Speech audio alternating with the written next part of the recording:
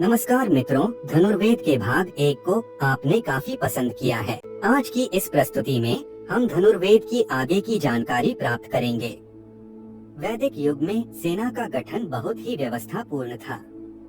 पैदल सैनिक को पदाति कहते थे। 12 पदाति एक अश्वारोही के नेतृत्व के नीचे आते थे। 12 अश्वारोही एक गजारोही के नेतृत्व के नीचे आते थे और सेना का यह हिस्सा एक अर्धरथी के नेतृत्व के नीचे आता था। 12 अर्धरथी एक रथी के नेतृत्व के नीचे आते थे। 12 रथी एक अतिरथी के नेतृत्व के नीचे आते थे। 12 अतिरथी एक महारथी के नेतृत्व के नीचे आते थे। 12 महारथी एक अतिमहारथी के नेतृत्व के नीचे आते थे और अंत में 24 अतिमहारथी एक महारथी के नेतृत्व के नीचे आते थे। महाभारत के युद्ध में सिर्फ महारथी तक के योद्धा थे जिन्होंने युद्ध किया। अब जानते हैं कि अर्धरथी से लेकर महारथी किसे कहा जाता था और उनमें क्या योग्यताएं थी। नंबर 1, अर्धरथी। अर्धरथी एक प्रशिक्षित योद्धा होता था जो अस्त्र शस्त्रों के संचालन में निपुण होता था। एक अर्धरथी अकेले 2500 सशस्त्र योद्धाओं का सामना कर सकता था। महाभारत युद्ध में असंख्य अर्धरथियों ने हिस्सा लिया था। नंबर 2, रथी।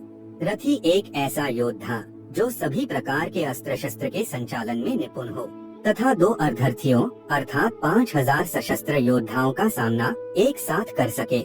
महाभारत में सभी कौरव युधिष्ठिर, नकुल, सहदेव, शकुनी, उसका पुत्र उलूक, विराट, उत्तर, शिशुपाल पुत्र धृष्टकेतु, जयद्रथ, शिखंडी, सुदक्षिण, शंख, श्वेत, इरावान, कर्ण के सभी पुत्र, सुशर्मा, उत्तमौजा, युधामन्यु, जरासंध पुत्र सहदेव, बाहलिक पुत्र सोमदत्त, कंस, अलम्बुश, अलायुध, बृहदबल आदि की गिनती रथी के रूप में होती थी। नंबर 3, अतिरथी।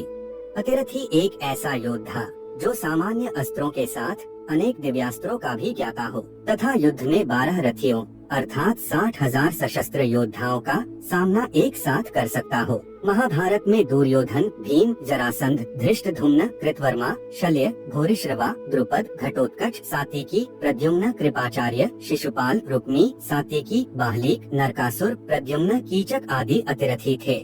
नंबर 4, महारथी। ये संभवतः सबसे प्रसिद्ध पदवी थी और जो भी योद्धा इस पदवी को प्राप्त करते थे वे पूरे विश्व में सम्मानित और प्रसिद्ध होते थे। महारथी एक ऐसा योद्धा होता था जो सभी ज्ञात अस्त्र शस्त्रों और कई दिव्यास्त्रों को चलाने में समर्थ होता था। युद्ध में महारथी 12 अतिरथियों अथवा 7,20,000 सशस्त्र योद्धाओं का सामना कर सकता था।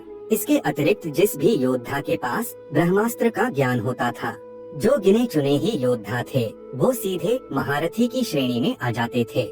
नंबर 5, अतिमहारथी। इस श्रेणी के योद्धा दुर्लभ होते थे। अतिमहारथी उसे कहा जाता था जो 12 महारथी श्रेणी के योद्धाओं अर्थात 86,40,000 सशस्त्र योद्धाओं का सामना अकेले कर सकता हो, साथ ही सभी प्रकार की दैवीय शक्तियों का ज्ञाता हो। महाभारत में केवल भगवान श्री कृष्ण को ही अतिमहारथी माना जाता है। रामायण में भगवान श्री राम अतिमहारथी थे। उनके अतिरिक्त मेघनाद को अतिमहारथी माना जाता है क्योंकि केवल वही था जिसके पास तीनों महास्त्र ब्रह्मास्त्र, नारायणास्त्र एवं पाशुपतास्त्र थे। कुछ देवताओं जैसे कि कार्तिकेय, गणेश तथा इंद्र, सूर्य एवं वरुण को भी अतिमहारथी माना जाता है। आदिशक्ति की 10 महाविद्याओं नवदुर्गा एवं रुद्रावतार, विशेषकर वीरभद्र और भैरव को भी अतिमहारथी माना जाता है। नंबर 6, महारथी। यह किसी भी प्रकार के योद्धा का उच्चतम स्तर माना जाता है। महारथी उसे कहा जाता है जो 24 अतिमहारथियों का सामना कर सकता हो। इसके साथ ही समस्त प्रकार की दैवीय एवं महाशक्तियाँ उसके अधीन हो। इन्हें परास्त नहीं किया जा सकता। आज तक पृथ्वी पर कोई भी योद्धा अथवा अवतार इस स्तर पर नहीं पहुँचा है। इसका एक कारण ये भी है कि अभी तक 24 अतिमहारथी एक काल में तो क्या पूरे कल्प में भी नहीं हुए हैं। केवल त्रिदेवों ब्रह्मा, विष्णु एवं रुद्र और आदिशक्ति को ही इतना शक्तिशाली माना जाता है। अब हम धनुर्वेद के तीसरे विभाग युद्ध की रणनीति स्ट्रेटेजी ऑफ वॉर के बारे में जानकारी प्राप्त करते हैं। विशिष्ट पद्धति से युद्ध क्षेत्र में सेना को खड़ा करना व्यूह रचना कहलाता है। स्ट्रेटेजी या व्यूह से युक्त सेना अल्प संख्या में होती हुई भी दूसरी सबल सेना को जीत सकती है। इसके विपरीत सबल सेना भी बिना व्यूह या स्ट्रेटेजी के छोटी व्यूहबद्ध सेना को पराजित नहीं कर सकती। युद्ध के खतरे और दुश्मन सेना की कमजोरी और ताकत के अनुसार व्यूह की रचना की जाती है। धनुर्वेद में ऐसे 7 व्यूह रचना को बताया गया है। दंड व्यूह, शकट व्यूह, वराह व्यूह, मत्स्य व्यूह, पद्म व्यूह, सूचीमुख व्यूह और गरुड़ व्यूह। युद्ध में परिस्थिति के अनुसार व्यूह रचना की जाती थी, जैसे कि वराह व्यूह की रचना जब सेना 2 पहाड़ियों के बीच से जा रही हो और सेना को दोनों पहाड़ियों से दुश्मन सेना के छुपकर अचानक प्रहार का खतरा हो, तब वराह व्यूह की रचना की जाती थी, जिसमें सेना को दोनों साइड में बढ़ाया जाता था और आगे और पीछे सैनिकों को कम रखा जाता था, जिससे वराह के पेट के आकार की रचना बनती है, जिसे वराह व्यूह कहा जाता था। आपने महाभारत में अभिमन्यु और चक्रव्यूह के बारे में तो जरूर सुना होगा।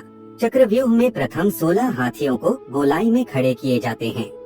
उसके पीछे रथ, उसके पीछे भाला लिए हुए सैनिक, उसके बाहर धनुर्धर, उसके पश्चात खड्ग चर्मधारी, उसके बाहर 3 पंक्ति बनाकर अश्वारोही खड़े किए जाते हैं। जब तक सेना बाकी रहे तब तक इसी क्रम से उनको खड़ा करते रहे। इसे चक्रव्यूह कहते हैं, जो कि देवों द्वारा भी दुर्भेद्य है। अब हम आपको दूसरे कुछ व्यूहों के चित्र बताते हैं। यह है सर्प व्यूह। इसे सिंह व्यूह कहा जाता है।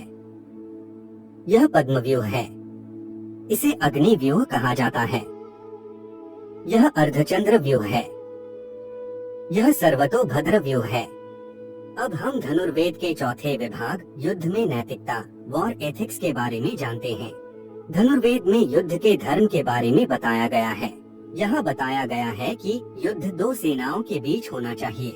युद्ध के दौरान किसे मारना चाहिए और किसे नहीं मारना चाहिए। धनुर्वेद के अनुसार सोए हुए को, गाढ़ निद्रा में सोते हुए को, नशा पिए हुए को, जिसका धोती व लंगोट खुल गया हो उसको, जिसके पास हथियार न होवे उसको, तथा बालक अर्थात 12 वर्ष से कम अवस्था वाले को, सज्जन स्त्री को, जो दीनवचन बोले उसको, रण छोड़कर भागते हुए को और धर्मात्मा को न मारे।